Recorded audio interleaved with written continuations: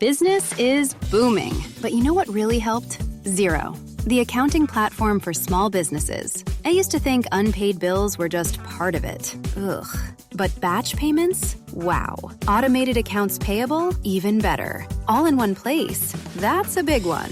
And I can keep track from my phone while I get the job done. No bills in sight. What a life. Do right by yourself and your business and search Xero for your free trial. Conditions apply.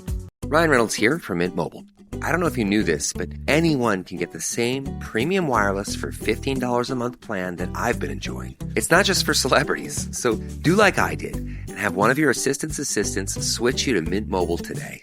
I'm told it's super easy to do at mintmobile.com/switch. Upfront payment of $45 for 3-month plan, equivalent to $15 per month required. Intro rate first 3 months only, then full price plan options available. Taxes and fees extra. See full terms at mintmobile.com. Blowing ad budget on metrics that look great till the CFO sees them. That's bull spend. And marketers are calling it out in Dashboard Confessions. I remember telling my boss, it'll be good for the brand, when leads were slow. Yeah, it wasn't. Cut the bull spend. LinkedIn lets you target by company, job title, and more. Advertise on LinkedIn. Spend $250 on your first campaign and get a $250 credit. Go to linkedin.com/campaign. Terms and conditions apply.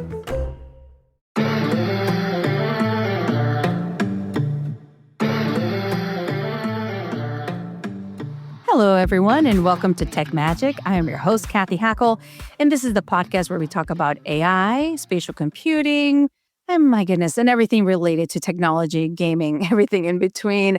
As usual, I am joined by my co-host, Lee Keebler. Lee, how we doing? I'm great. No, you're not.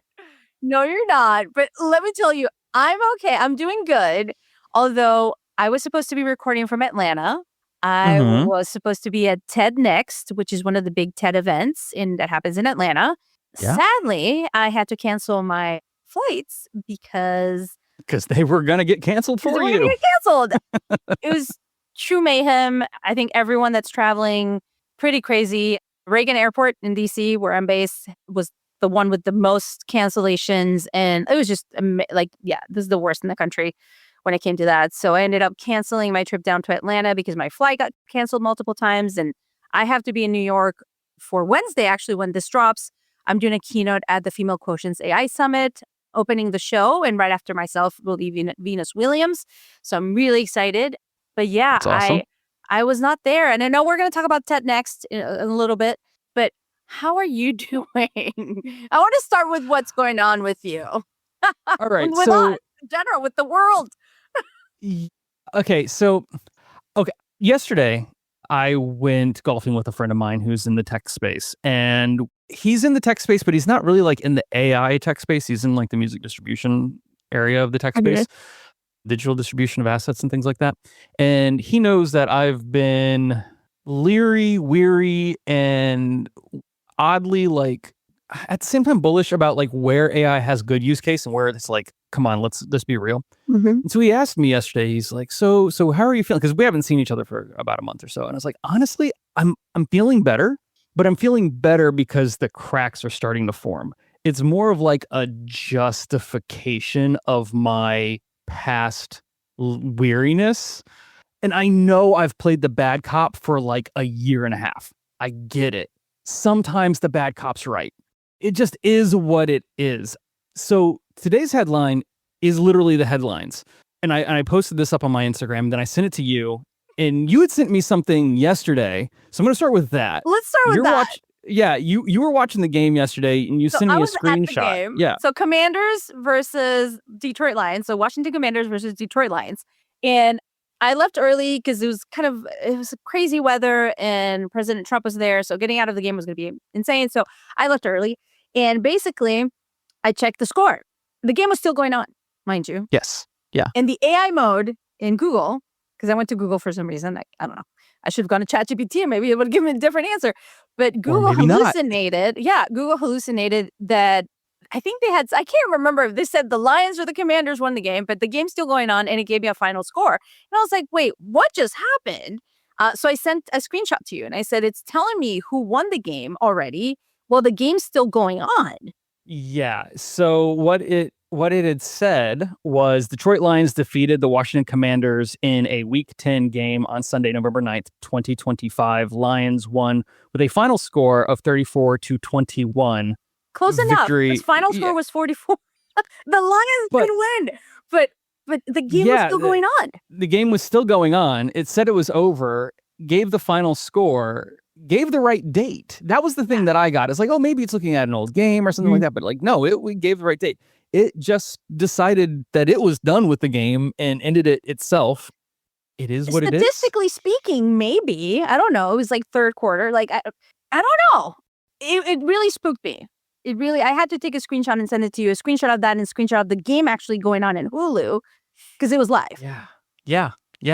So this, again, I don't like the word hallucinate. I'm going to beat this until it like is just a dead horse at some point. I really don't like to use the term hallucinate when it comes to AI, because AI is basically a calculator, and your calculator doesn't like hallucinate. It either gets things right or it gets things wrong. And I have no interest in utilizing a calculator that gets things wrong. And this is just an example of that. However, sometimes in this particular case, it's just doing plain old fuzzy math and making some things up. As we prepare for every Monday for this show over the week, and I've told the story a million times, we collect all of these news stories that we find interesting over the week. We compile them to a Slack channel. I take those news links, I put them into ChatGPT. It's my only use case really for ChatGPT. And I ask it to make a rundown sheet. Its directive is to print the headline, give me a 1-paragraph synopsis about the article, and then give me a hypertext link so I can go back to the original text if something stands out that I don't think matches, just to double check, because ChatGPT, all AI, gets things wrong. And it typically does a pretty good job at that because it's a large language model. That's what they're like kind of supposed to do. A couple of episodes ago, I called out like, oh, this weird thing happened where I put in an article about OpenAI or ChatGPT. I don't remember what it was.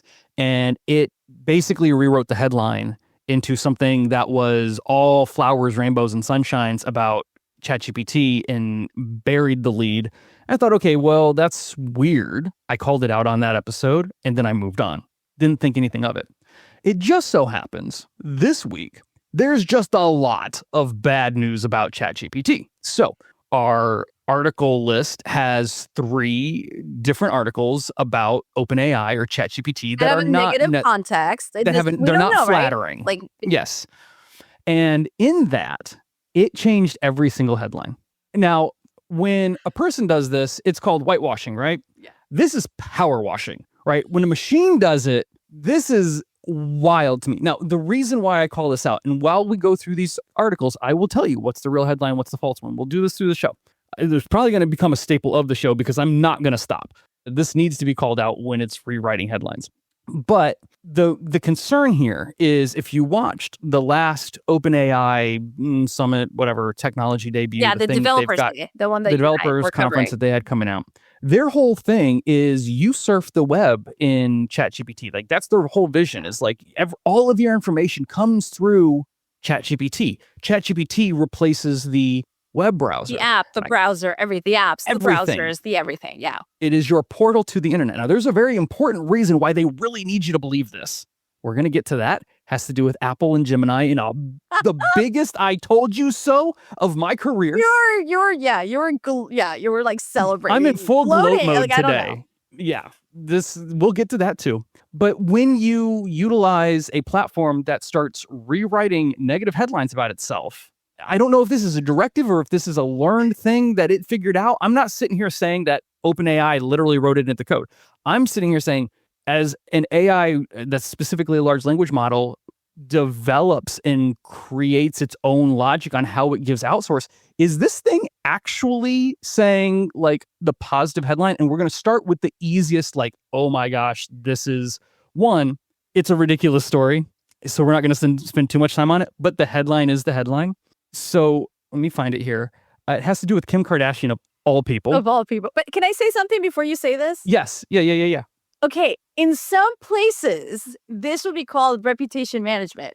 Sure. PR spin, reputation management. I think I'm being the devil's advocate here of like, it shouldn't be doing that, but humans do this. rewriting the headlines to do reputation management, right? So anyway, I'm not like in favor of what's happening because I don't think you should be editing the headlines, but I'm just saying maybe it was trained on reputation management and what a lot of politicians do. So I don't know. But it does bring in that question of like, if that is your portal to information, right, reality, right? If that's the whole idea is you use ChatGPT to do everything, I start getting really leery. Okay, so here's the headline. The actual headline, the real headline, okay, and this comes from NBC Philadelphia, reads, Kim Kardashian blames ChatGPT for failing her law exams. Now, if you're following tabloid news, if you're following tech news, you saw this headline already. Like, this actually has been in the news. It's not a huge blip. It's kind of humorous. I do, like, honestly, it's, to Kim Kardashian's credit, the California bar is, like, genuinely the hardest one, I think, to take. That's from all my 2 seconds of working Mad illegal. respect to Kim K. Like, that's not like a dig at her of like, ha ha ha, she couldn't pass her, like, law exam. Those are rough. That's a really hard exam. But again, let me read the headline. Kim Kardashian blames ChatGPT for failing her law exams. Full stop. That's the headline. ChatGPT's headline is Kim Kardashian used ChatGPT to study for law exams. That's it. All the negative is gone. All the negative is gone. Reputation. All of it. Just power wash from reality. Interesting. Spin City here. Okay. Yes. Wow. That's wild. And that's not the only one that we had this happen. Every article that mentioned ChatGPT or OpenAI in this week's rundown got edited like this. Every single automatically edited by ChatGPT. Edited by ChatGPT with the directive of give me the original headline, give me a paragraph summary, and give me a hyperlink to the original text. Because I don't want it actually editing anything. This is an organizational tool for me, right? Like, I'm not asking it to generate an opinion. It's like if we had a producer take it and edit it and change it. Right. Mm-hmm. Yes. And all of a sudden, like, that producer like really liked the topic and was like, I don't want Kim to look bad. Right? Like, what? No, hold on. I don't want ChatGPT to look bad, not Kim. But anyway, let's go with the next one. Okay, give us the real headline, and the one ChatGPT gave us. All right, so this one I think is actually, it doesn't feel egregious at first until you really think about the differences, because the first one, the Kim Kardashian one's like, they just scrapped the entire like negativity from the headline, right? Okay, so this one actually comes from the Register. The real headline is Microsoft just revealed that OpenAI lost more than $11.5 billion last quarter. Mm-hmm. In one quarter, it lost $11.5 billion. That's the headline again. I'll read it again. Microsoft just revealed that OpenAI lost more than $11.5 billion last quarter. ChatGPT's headline, as it made this rundown, is Microsoft profits soar despite OpenAI losses. Now, it still admits to the OpenAI losses, but what a contextual shift. At no point does that original headline say that Microsoft's profits soared, right? Yeah. And it just glazes over 11.5 billion lost in a quarter. That one I would have actually I would have missed that one, right? Like, I would have actually missed this shift in the headline from what it output if it hadn't have been for like the Kim Kardashian headline, which kind of like gave me a red flag. And I went back and checked and was like, oh my gosh, it did it again. It couldn't completely scrap the negativity, but it definitely didn't go hard into it. It sanitized it. Let's be honest. Yes. What it did, it sanitized the negativity and said, you can be a partner and still have soaring profits despite the losses. But the losses shouldn't come as a surprise to anyone. This is a side commentary to the actual headline. Right. Yeah. Yeah. So you ready for the third one? This is my favorite. Yeah. Let people have it. Okay. So the third one, the real headline, this is from The Verge. And I do want to talk about this one. Studio Ghibli, Bandai Namco, and Square Enix. These are three major Japanese content creators. Studio Ghibli does movies and content. Bandai Namco owns Pac-Man, a bunch of video games. Square Enix, Final Fantasy series, and a bunch of other things, right? Like, they're huge. Studio Ghibli, Bandai Namco, and Square Enix demand OpenAI stop using their content to train AI. That's the headline. One more time, Studio Ghibli, Bandai Namco, Square Enix demand OpenAI to stop using their content to train AI. That's the article. ChatGPT's edited headline is Studio Ghibli's style sparks copyright clash in AI video tools. What are we doing here? You can't tell me this. No, is a this fluke. is like, this is, yeah. I mean, I don't know. Like, So here's the breakdown. And I would love to get your input on this because I'm a dog owner. You're a dog owner. Sometimes we hear your dog in the background. Yeah. Arthur joins the pod sometimes. Right. And every dog barfs, right? Yeah. And what's the first thing you do when the dog barfs? You try to get the dog to not eat the barf. Yeah. Well, you right? tell it Like, not let's just, to. You tell don't do it, but then you they chase do it. after. You're like, no. You try to get it to not. Yes. Yes. Right. Yes, You try not to get it 100%. to. You like, get away every from dog owner knows this. Yes. Yes. What happens? Now, this is a real stretch. I understand. This is absolutely bonkers. Like, I get it. But, okay, where are we going with this, Lee Keebler? but when OpenAI barfs out bad content, right, that we call AI slop, and it is all over the internet, and in any AI for that matter, not just OpenAI, let's just say any of them, okay? Any of them. Yeah. Creates AI slop. It floods your Facebook page. It floods all your social media. You can't watch YouTube anymore. Blah, blah, blah, blah, blah. We've had all this conversation. The part of the conversation we haven't had is once these AIs run out of a lot of data to scrape, and they are running out of data to scrape, sure. and they keep going, it's going to start scraping the AI slop like a dog eating its own barf. Its own barf. Right? Yeah. So this creates delineation, a spiral downward of content quality that's being generated by the AI if it doesn't know if it's AI slop or not. And maybe one day we'll have an agreement amongst all AI companies that they somehow watermark in the metadata when something is AI slop. We don't have that. We don't have that. Yeah. Right. And that would take a partnership amongst all of the generative tools that are out there. Good luck getting that done. So across different countries, states. Yeah, no. As AI slop floods the internet market, and that is the largest data scrape that these AI tools have, what happens when all that's left to scrape is AI slop? Garbage in, garbage out. There was an old movie in the 90s, what was it called, Multiplicity or something like this, and the whole concept of it was a guy getting cloned, and every clone was a little bit dumber than the past one, kind of like when you took a Xerox paper and you'd scan it. If you kept doing it like 30 iterations in, you couldn't read what was on the page anymore. That concept exists in the land of AI. Artificial intelligence, right? Especially with LLMs and generative tools. And I don't hear anyone talking about it. So while everyone's talking about all of the amazing use cases that AI is going to replace all of these people, I'm just like, but is it though? But is it? Yeah. Is it? I will always go back to my same idea and concept is like, I'm not as excited about generative AI. So I'm not. I'm more excited about agentic, especially physical AI. Like that's where I'm like, that is the life-changing part. Like that is the part where it really changes the world, especially with this issue of like, if it's going to eat its own tail, right? If it's going to eat its own barf, like synthetic AI slop training on more AI slop and creating more synthetic data to train itself is just going to take us down that multiplicity rabbit hole, right? That being said, I don't think with the current large language models, we do not get to super intelligence or AGI, whatever it is that the AI overlords want to bring us.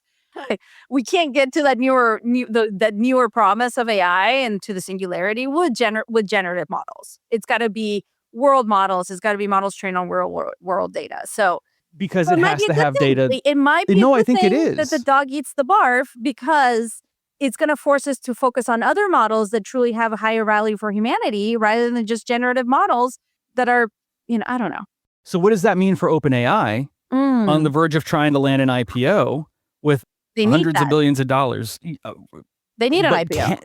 But can they because here's the thing. I said this earlier in the week. It got some LinkedIn comments and DMs back to me, and not everyone liked what I had to say. But I think Google wins this. I think this leg of the AI war seems to go to Google. And I know that doesn't make sense to everyone because OpenAI seems to be king right now. That's fine. Once upon a time, MySpace ruled social media. I don't know what to tell you. Things do change. But Google seems to be positioned with Gemini to be one of, if not the only, AI generative tool, large language model tool, that can scrape real world data today. Real world data as in what? Give me an idea what is real world. I have a Pixel phone powered by Gemini. Oh, okay. Yes. I've had it. Google Maps. So Google Maps. All of my But it knows that even down to the input that I put into this, they know a human's inputting it. And it knows your right? calendar. It knows like a lot of things about It knows everything Yeah. that I'm searching, right? It knows exactly what I'm looking at, talking about, something like that. Now, privacy concerns aside, because that's a completely different episode, that's an incredibly strong way, and that is something that OpenAI does not have access to, Yeah, right? they like do not. they don't Unless they don't if have access to it. I don't know. Right. And it's a big reason why the ChatGPT app is not on my phone. So Google has this. Google's getting something else though. And here comes my little soapbox of gloat, because you gave me quite the teasing. Oh, come on. When I switched from you're gonna iPhone gloat. I get it. Okay, yes. to the Go Pixel. up on your pedestal, soapbox. Let's do this. Let's get it over with, please. I don't want the green bubbles in our text messages is all I heard for like a week, and you got over the green bubbles. It's fine. You survived. Side But note, now- I will date someone that has Android. Okay. I'm not one of those people, okay? So here's the thing. Amazing news from Apple, of all places, that they are partnering, supposedly, as we see this come about, they're partnering with Google to boost Siri with Gemini AI. Now, well, think about what I just said there.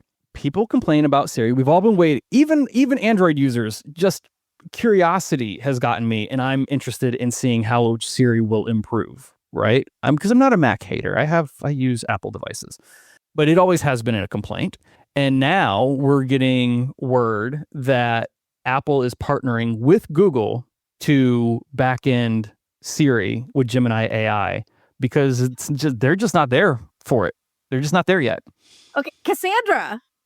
Should I call you Lee Cassandra? I mean, you kind of called it. You knew it was going to happen. That's what you said would happen.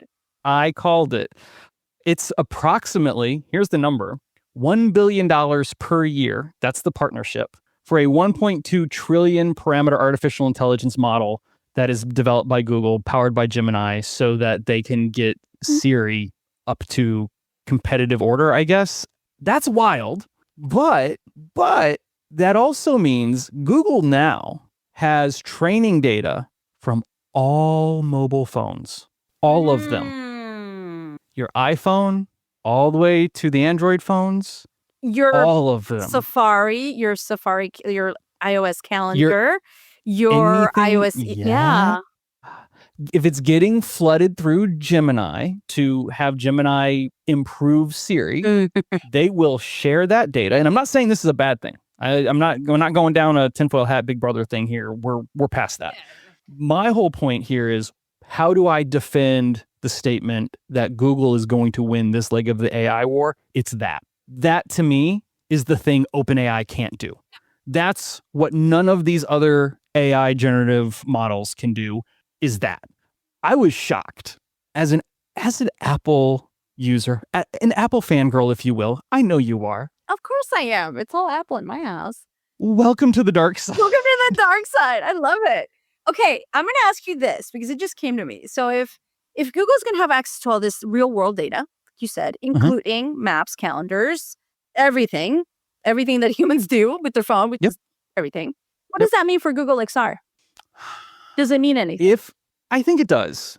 I think there's a world where Google XR, especially when it comes to wearables and glasses and things like this, which we know is what is coming, how we communicate and interact with those tools in a virtual or augmented environment becomes supercharged.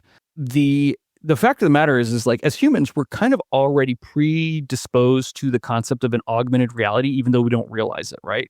Just simply using Google Maps on your phone to traverse around a city you're unfamiliar with or a neighborhood you're unfamiliar with on foot is augmenting your reality, right? Like that, it's a really low barrier point to it, but you're effectively carrying around this device that is helping you or telling you exactly where you need to go, when and where, and what's coming up around the bend.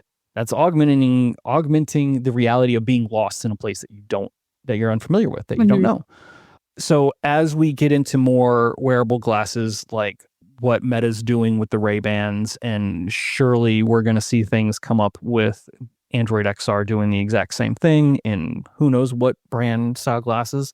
That's what makes the Meta Ray-Bans so impressive is the integration of Facebook's AI, right? Like that's the whole sell point. Display is cool, but the display doesn't do anything with without an LLM powering it, right? In the background. It can't. So yeah, I think Google XR. I think honestly anything that is going to be Google powered right now has only itself to blame if it loses, because they've got all of the cards in their hand. Yeah. I'm excited. Let's see what happens. I'm excited for Google. Okay. I'm excited for Google. Not excited for privacy and stuff like that. Well, although I am, yeah, there are some things we might be working on that are interesting. ... Let's see what they're. Okay. Shall we move on away from? Yeah, sure. I that's everything I needed to get off my chest today.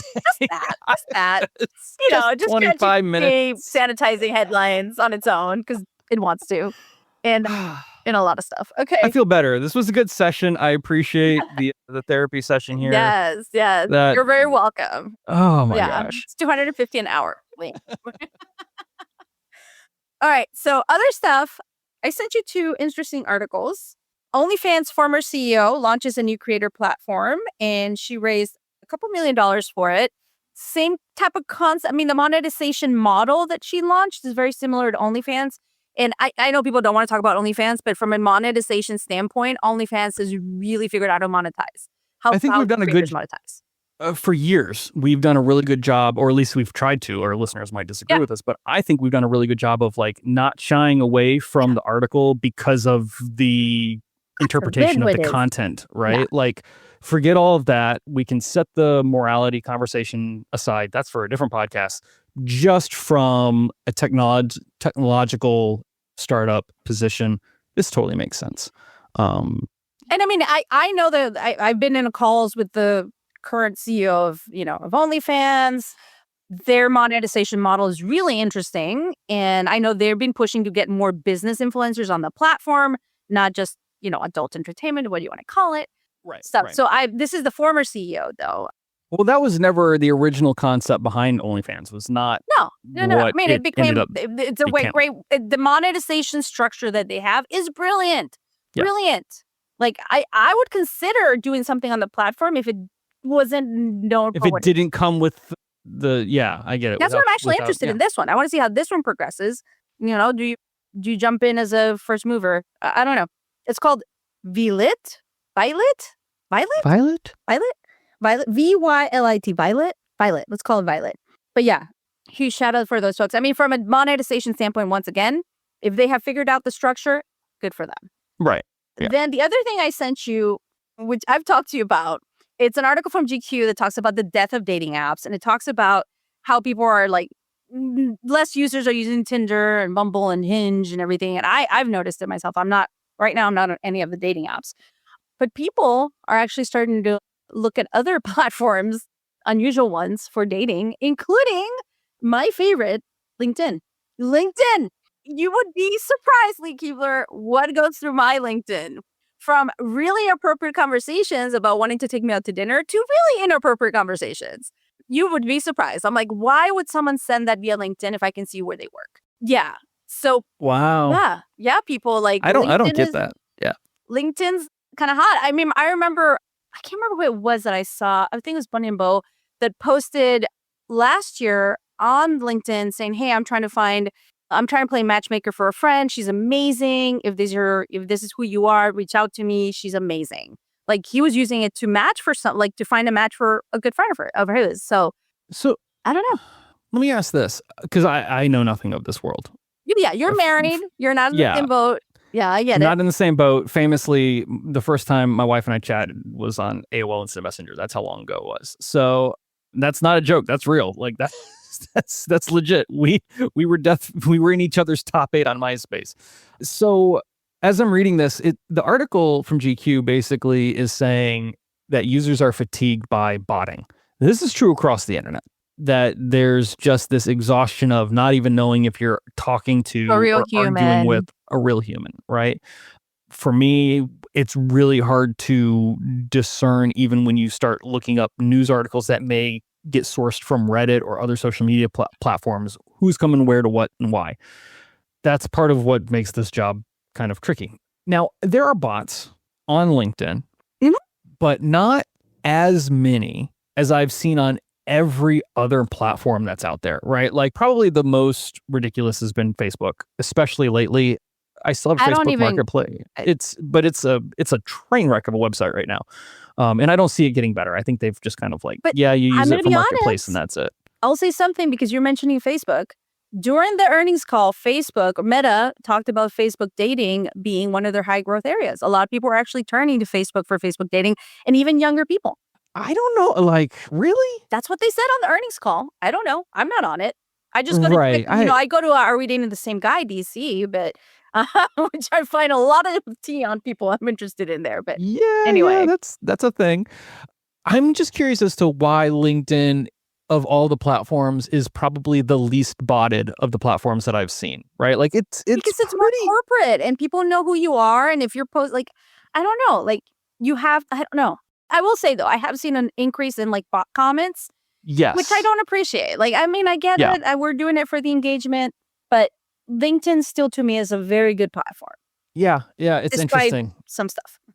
Yeah. It's gotten worse, but it's not gotten. Yeah. It's funny when you give someone props for getting worst the least amount of worst. I know, the least amount of worst. Thank you, LinkedIn. None of them have improved, I love LinkedIn. but LinkedIn's gotten the worst, the slowest. I don't even know what badge do we give them. I still love LinkedIn. I will say this. There's like an app called The League, which is like supposed to be Raya. There's Raya, which is the celebrity dating app, which is an app that I'm on. I was on, recently got off. And then there's The League, which is kind of like similar, but not quite Raya. And with The League, you actually have to link it to your LinkedIn. Like your LinkedIn is important. Like it's critical to have you be on the app. So I think that's super interesting. But we'll see. I will say, and there's Arthur. Arthur has a lot to say today. But we are going to go on break.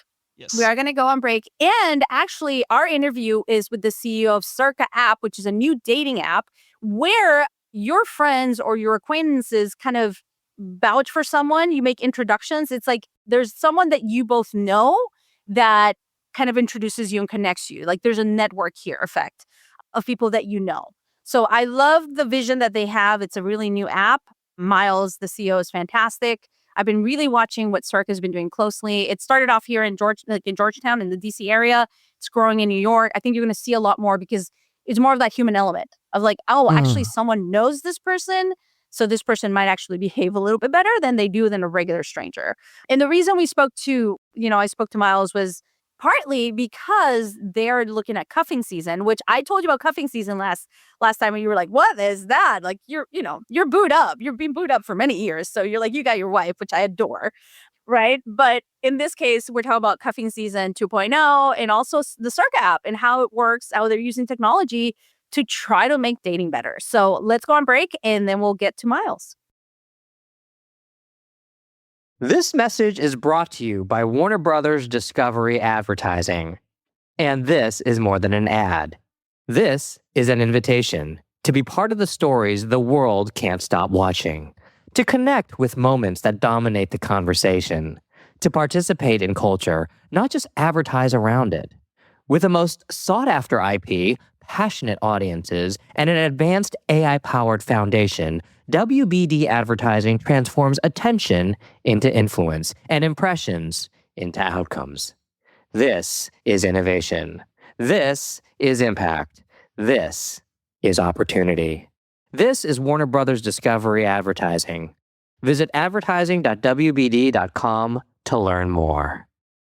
Are your ad campaigns lighting up the dashboard, but not the pipeline? That's bull spend, and marketers are calling it out in Dashboard Confessions. My boss asked for results, so I opened my dashboard for the only positive-sounding metric I had: impressions. Cut the bull spend. See revenue, not just reach. LinkedIn delivers the highest return on ad spend of major ad networks. Advertise on LinkedIn. Spend $250 on your first campaign and get a $250 credit. Go to linkedin.com/campaign. Terms and conditions apply. Business is booming. But you know what really helped? Xero, the accounting platform for small businesses. I used to think spreadsheets were just part of it. Ugh. But real-time cash flow? Wow. Invoices that chase themselves? Even better. Books that automate? That's a big one. And I can keep track from my phone while I get the job done. No spreadsheet in sight. What a life. Do right by yourself and your business and search XERO for your free trial. Conditions apply. Business is booming. But you know what really helped? Xero, the accounting platform for small businesses. I used to think unpaid bills were just part of it. Ugh. But batch payments? Wow. Automated accounts payable? Even better. All in one place. That's a big one. And I can keep track from my phone while I get the job done. No bills in sight. What a life. Do right by yourself and your business and search XERO for your free trial. Conditions apply.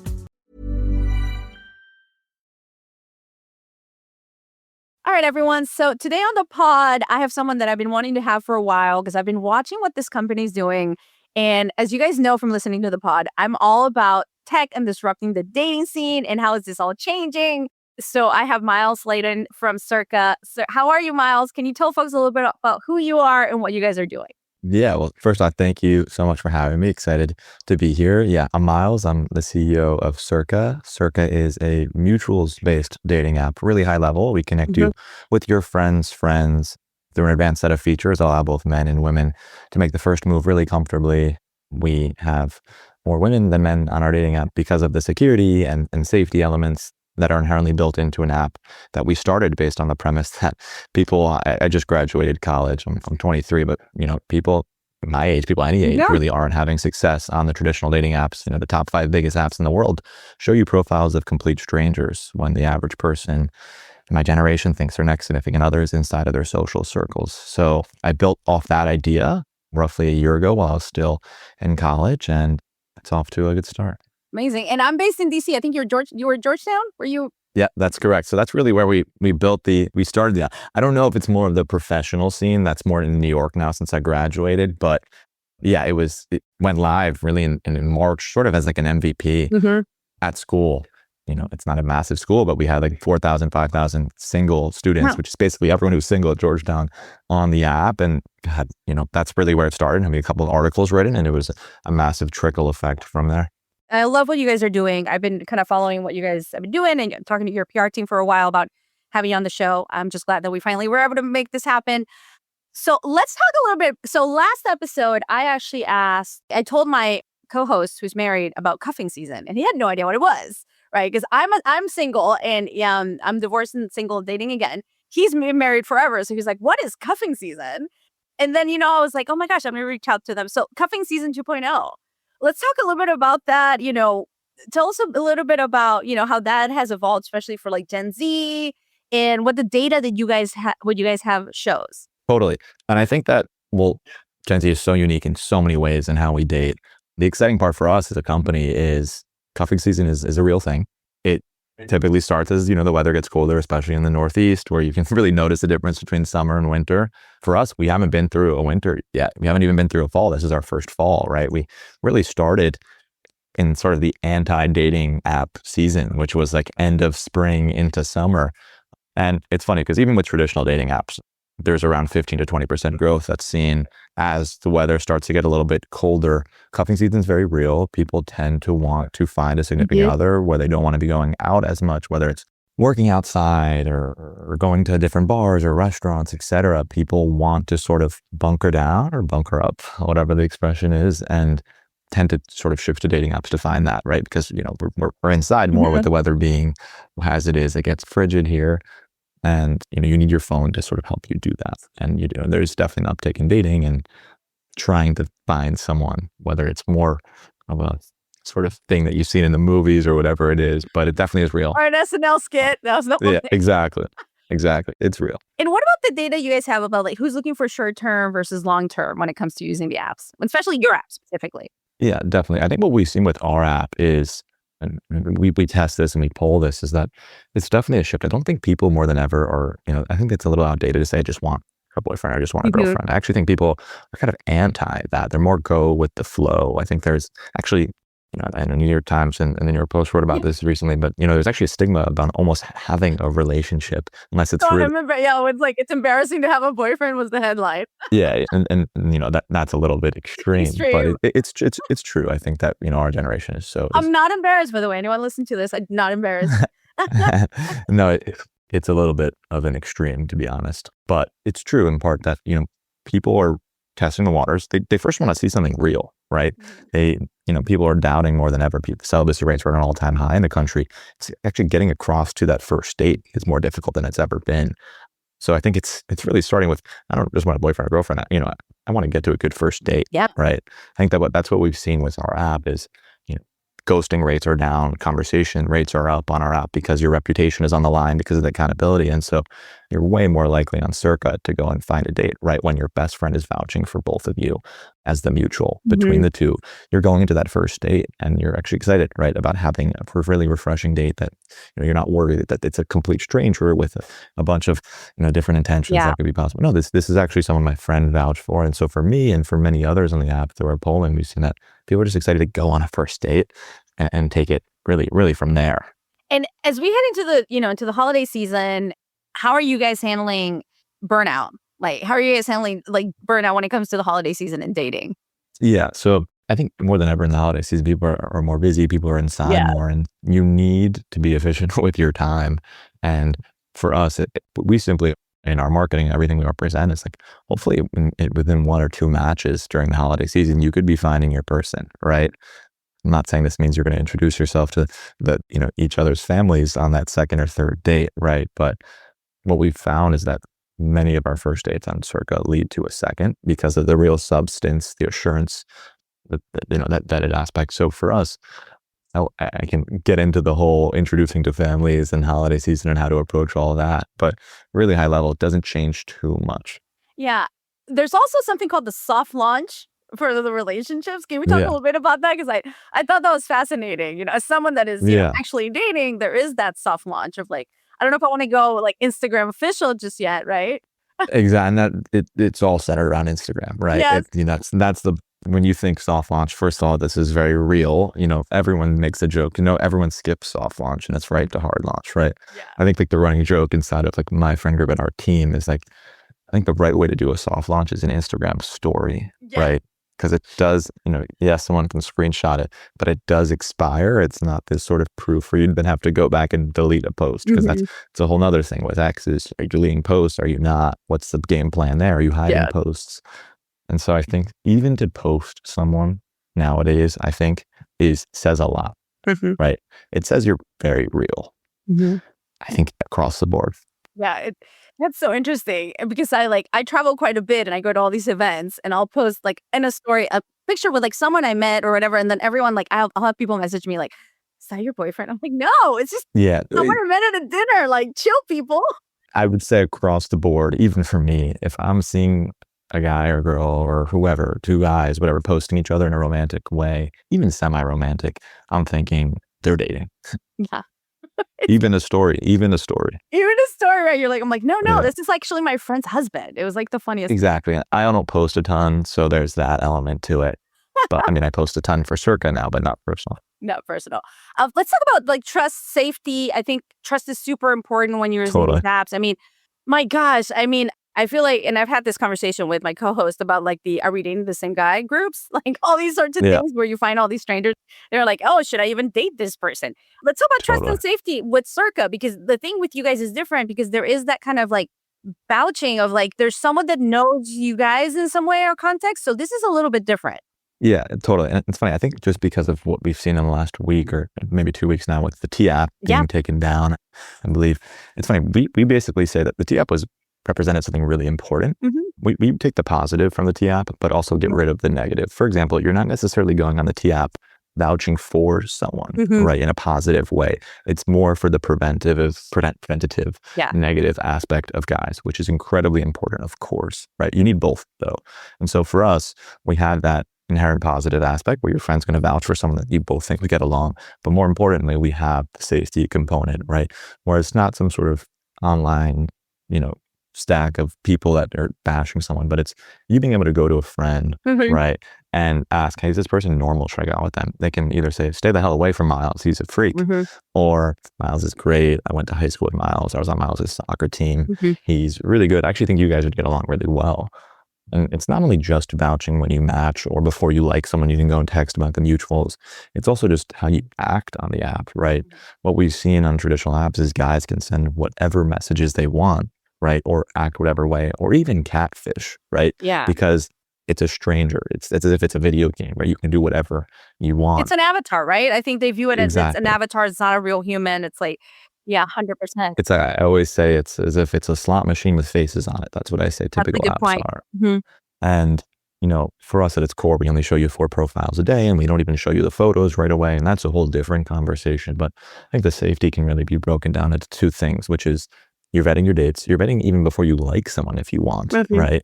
And seeing if they're normal, but also just inherently your behavior on the app, that your reputation's on the line. App like idiot, you call, right? So I think that's where it starts. And it's funny, as a male founder, right? We're predominantly women. We're 60+% women, which is unheard of in this space, right? Your typical dating apps have anywhere 15% to 20% women. Women are more limiting the amount of likes that they give out on traditional apps, which leaves the top 1% of men receiving all the likes, which is why you have to pay to be seen on those apps. With us, women like almost as much as men, which is an awesome stat as well. So we don't have this imbalance where it's a really uneven playing field and becomes really unhealthy. It's a really healthy system on a lot of levels. Amazing. Where do you want to see Circa going as you head into the future? Yeah, I make this joke all the time where, we're still small. Yes, we're climbing right towards, right around 100,000 users, but it doesn't change as we progress. If your next relationship isn't, can you hear the music in the background or you're good? No, we're good. I can't hear it. Sorry, because they increased the music. It would be music. fun though if there was some music, but no, I can't hear it. Yeah, it's the one I'm giving the pitch. Soundtrack.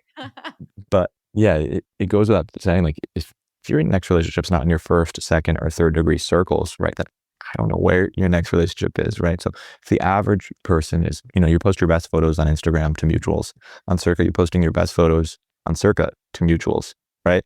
What's the difference? Just stigma. And so if we don't have that stigma and the average single person is on our app inviting all other friends and every friend group across the country is on Cerca, your next relationship's on the app, right? We think, and if it's not, then go for the random stranger. And that's not a competitor. That's a different profile. So for us, where do I see Cerca going?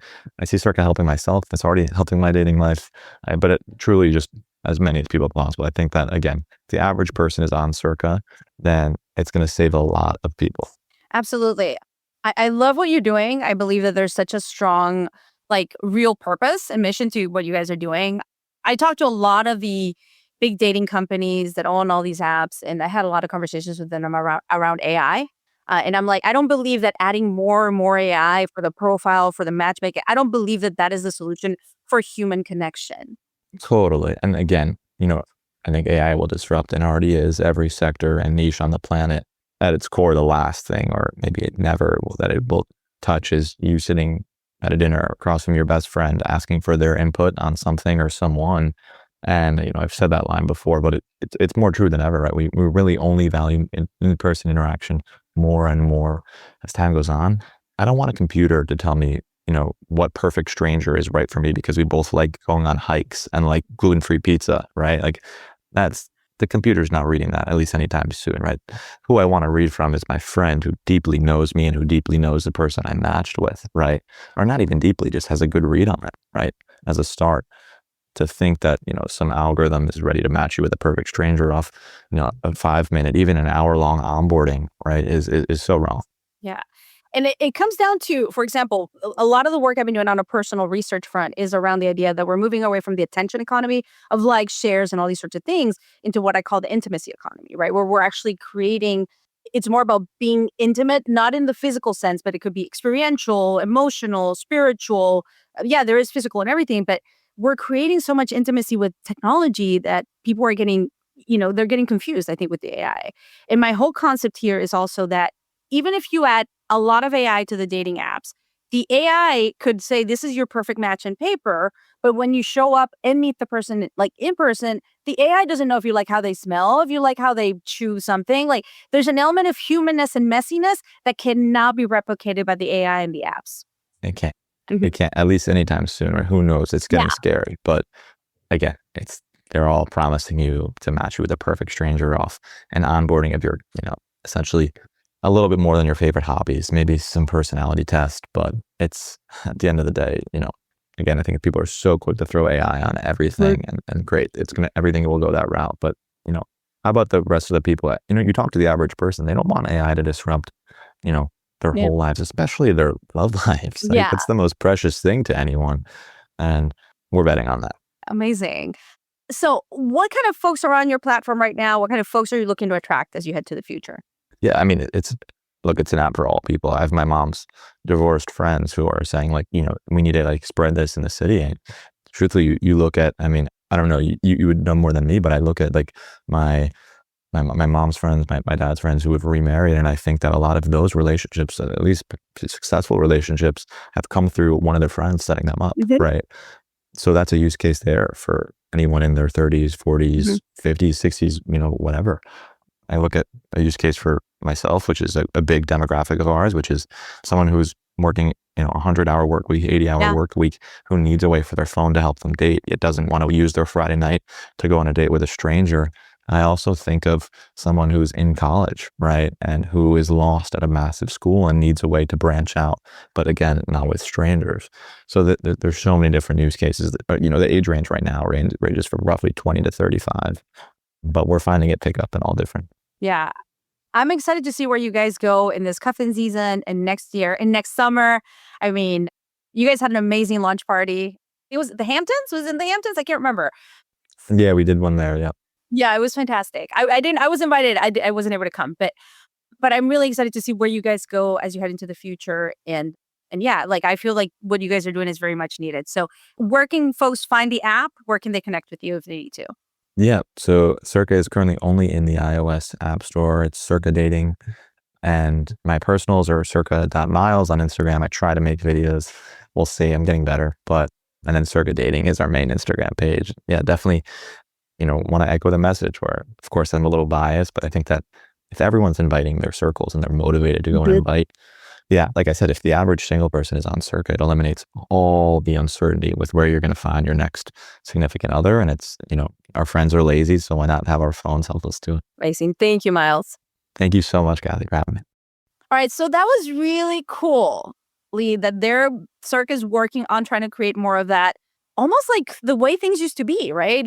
Someone and they introduce you to someone and it's got Ginta vibes, right? Like we're gonna matchmake and this person suggested you and there's mutuals. There's mutuals that people know. So it's not just it is a stranger, but it's a stranger that like there's a connection there. Like I don't know. Back to the LinkedIn thing, it kind of is like when LinkedIn has those like, oh, I work with this person and they're so fantastic, and like it becomes almost like a reputation maker, suggestion, or whatever. Like the LinkedIn cool. for dating. I like that. I could see that working. Yeah, and I really hope Circa like keeps growing. I love the premise of what they're doing, and big fan of the Circa team and Myles and what they're doing. So amazing.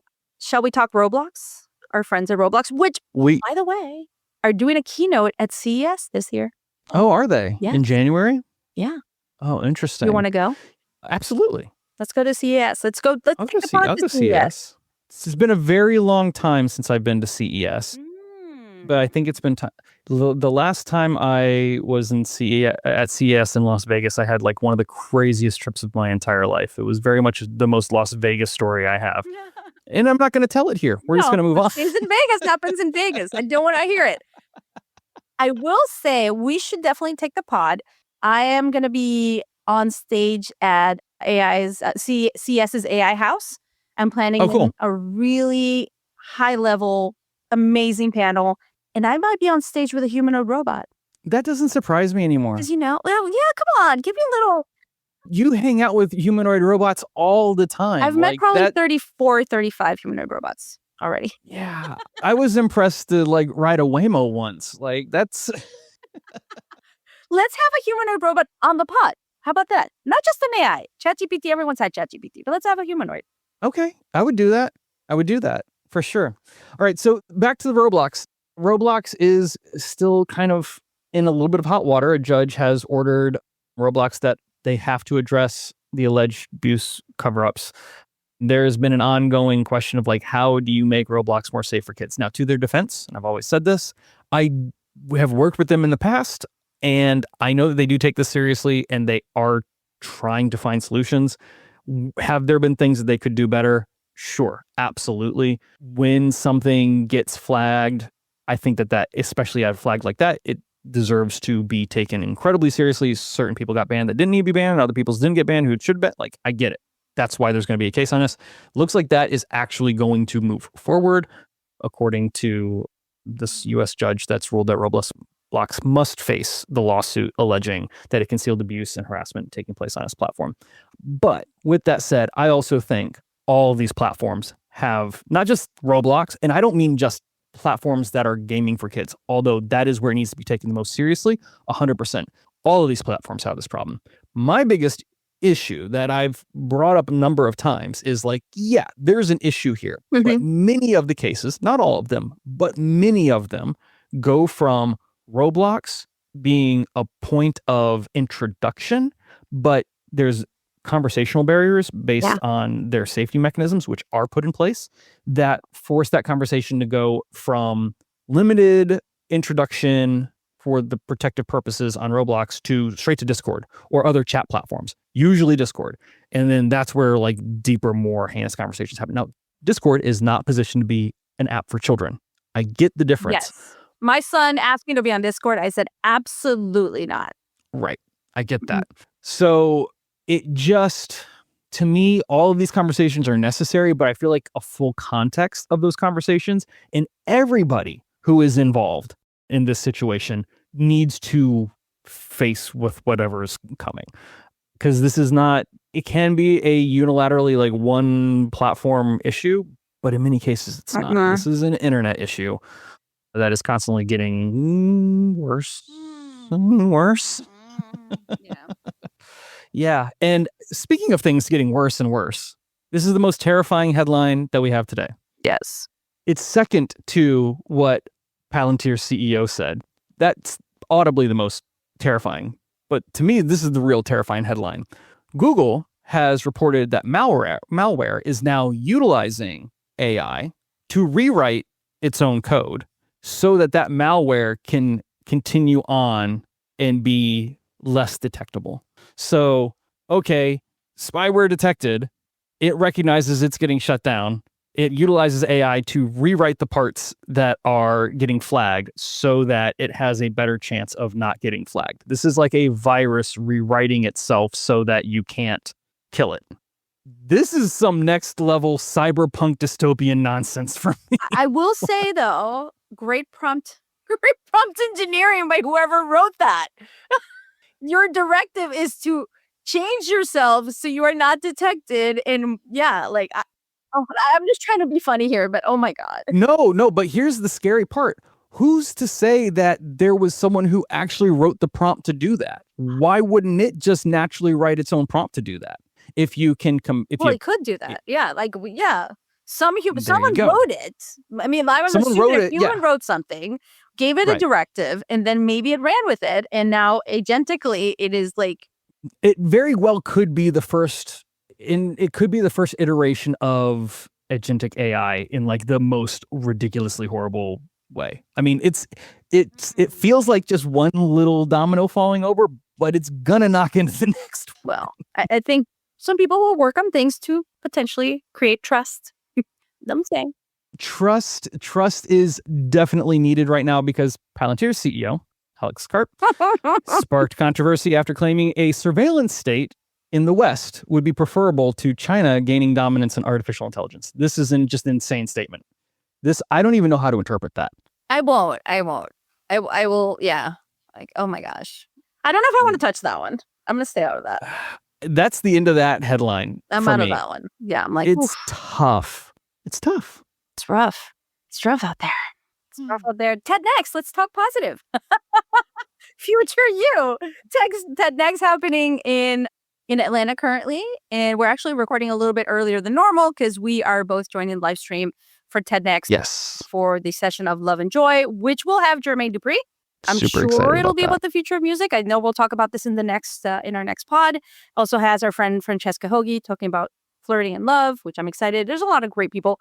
Our friend Alvin Graylin did a fantastic fireside chat the opening day of TED Next, talking about AI and the future of AI and how we might be able to collaborate with China and build a better future. As once it's available, we'll share those links. But kudos to the team at TED Next.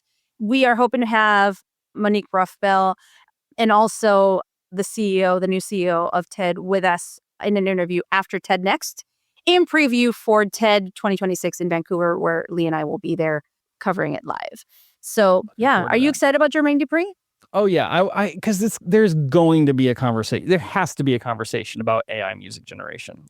And he's had, in my opinion, probably the most level. I've watched a lot of news clips with him. He's had the most level-headed approach to the concerns of AI and music generation, but also knowing and you're not going to outrun it. So how do you leverage in him as an artist who has intellectual property, what that means for him? And I'm just very curious as to hearing what his talk is about. If it's not about that, I will be very surprised. It's been really interesting to watch kind of the different talks around creativity, art, health, all sorts of things, AI, technology, how they're kind of bridging everything together. And it reminded me of a quote I saw posted on LinkedIn, of all places, by your friend Tina Sharkey. Did I pronounce that correctly? Mm-hmm. Yeah. It was about an event she attended, and the quote that she pulled, I don't know who said it. I'm just going to say it because I pulled it out. Humanity is the moat around the machines. Mm-hmm. Humanity is the moat around the machines. And I truly do think that speaks to that future where, there's certain things AI can do. AI can do a lot of things, but it doesn't truly understand experience, the human experience, how we live in the physical world. It might eventually, right? But right now, it's the humanity side that we bring, that we have the edge, that humanity edge. That's actually my whole talk at the Female Quotients AI Summit is future fluent, the human edge. It's about how we as humans use technology and coexist with technology, but also what is the edge that we have in branding and marketing and everything. So, and in life. Humans, I've said it before, I'll say it again. Humans and an AI can both generate content, but only one generates art. Mm-hmm. And I believe that because art is, to me, the definition of imperfection, but still being perfect. Mm-hmm. And that's just something that a machine can't do that. I don't think a machine would understand what that would even mean, right? Art is such a esoteric thing that I feel like humans just naturally have an understanding of, but it's not the same thing necessarily as not all content is art. Yeah. And so I think that there's a line there that tiptoes around what you just said that I really like. Yeah, that makes sense. Yeah. So anyway, we will definitely be talking more about TED Next and kind of what they're doing there. I'll be also sharing how the Female Quotient goes. And I am actually off on a bit of a roadshow in the Gulf States. Oh, okay. I'm really excited. I'm heading over to Riyadh next week for MISC Global. So MISC is the nonprofit city created by MBS, the Crown Prince. And I'll be there talking about creativity, youth, gaming, the future of on-device AI, kind of coexisting as humans, and especially the youth with technology. So I'm very excited about that. I have some really amazing meetings lined up. And then flying straight to Doha, to Qatar, for Mobile World Congress. Their inaugural event in the Gulf States is in Doha. I will be doing a keynote there on the future of connectivity. So really excited. Have amazing meetings lined up with investors, with AI leaders in the region. So yeah, it's going to be a bit of a whirlwind. Oh, it'll be fun. Will you still be on the podcast while you're traveling? We will have to figure that out. We might have a guest on next month.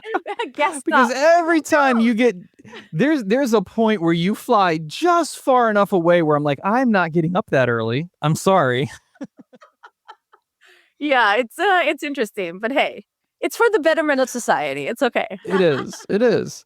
I mean, this show exists to take the headlines, break them down, and figure out what's not in the news, right? And have the conversations that aren't there. I do think that there's a big part of the show that is for the betterment of society. I want people to ask the questions we're asking. Would Cathy ever come on? There. No, I don't think so. I want your I wife don't to think come so. on. I'll ask her. I wanted to come on and co-host with you one day. The Keebler Show. Oh, that'll be so fun. Well, we'll figure out who our guest co-host will be. That's fun. All right. So before we go, we always talk about something that we're reading, watching, or listening to. And I don't have music this week. I have found a new TV show that I'm quickly getting sucked into. Have you seen this new Apple TV Pluribus show? It just came out. No, it's on my list of things to watch when I'm on the plane or train.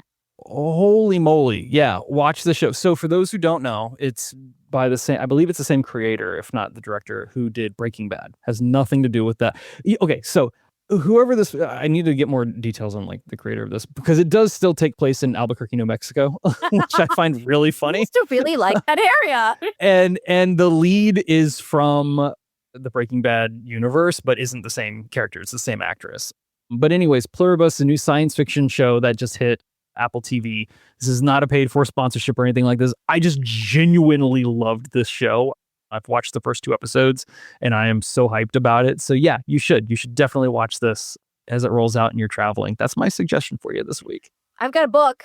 Okay, I put the book down. The big one? My book. I'm taking a break from it for some reasons. Put it on the shelf because I was kind of upset at the person that recommended it, but now I'm okay. I'm good. So I'm back to reading it. But I will say I am picking up The Spatial Race by Courtney Harding, our friend Courtney Harding, Friends with Holograms. Love Courtney, amazing speaker, amazing friend. She's an Emmy-nominated futurist, which I am too. I'm like, I need to start using Emmy-nominated futurist as well. But Courtney, lots of love, great book. We highly recommend people pick it up. That's awesome. Well, that's it for the show to this week. Thanks for tuning in to Tech Magic, where we always invite you to come for the tech and stay for the magic. I'm Lee Keebler here with the incredible Cathy Hackle. Special thanks as always to Adweek for bringing this show to you. If you enjoyed today's episode, please leave us a review. Let us know your thoughts. We'd love to connect with you. Just search for Tech Magic, Cathy Hackle, or me, Lee Keebler. You'll find us. We'll be back next week.